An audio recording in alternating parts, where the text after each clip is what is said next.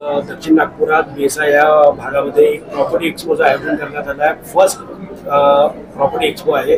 काय त्याचं वैशिष्ट्य काय? याचं वैशिष्ट्य असंच आहे की या आपल्या दक्षिण नागपूर आणि बेसा बेलतरोडी पिपळा घोगली भागातील लोकांना एक अतिशय चांगलं प्रॉपर्टी एक्सपो या ठिकाणी मिळत आहे. एक चांगला प्लॅटफॉर्म या ठिकाणी मिळत आहे आणि महत्त्वाची गोष्ट म्हणजे सगळे अप्रूव्ड प्रोजेक्ट आहेत.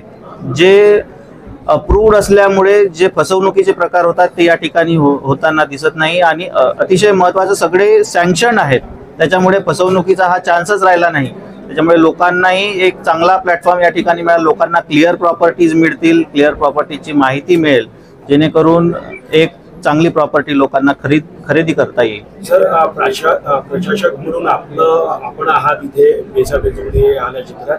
का बरं नागपूरकरांनी प्रॉपर्टी आपल्या बेसा बेलतरोडीच्याकडे आकर्षित केलं जातं किंवा का बरं घ्यावी? आता आपल्याला लक्षात येते की बेसा बेलतरोडी पिपळा घोगली हा रेसिडेन्शियल म्हणून एक नवीन नागपूर म्हणून उदयास येत आहे. आम्ही नगरपंचायत झाल्यानंतर विविध प्रकारचे डेव्हलपमेंट प्रोजेक्ट्स आपण तिथे करतो आहे आणि आमचा नगरपंचायत म्हणून असा उद्देश आहे की एक लिव्हेबल सिटी, एक नागरिकांना चांगलं वाटायला पाहिजे, आमच्या शहरात आल्यानंतर राहण्याची इच्छा झाली पाहिजे.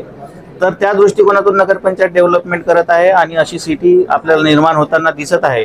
त्यामुळे लोकांना एक चांगल्या वातावरणात एक चांगल्या प्रॉपर्टीज या ठिकाणी अवेलेबल होती. सर, लास्ट सवाल की हिंद्याकडे नवीन नागपूरची संकल्पना महाराष्ट्र शासन हे करते आहे. त्याच तर्जवर आपल्या बेसामध्ये नवीन काय होणार आहे? येणाऱ्या काही कालावधी काही आहे का? नवीन आपल्याला माहिती आहे की आपला जो बेसा पिपळा बेलतरोडी हा साऊथ नागपूरचा जो एरिया आहे, मनीष नगर, हा अप्रोचेबल आहे.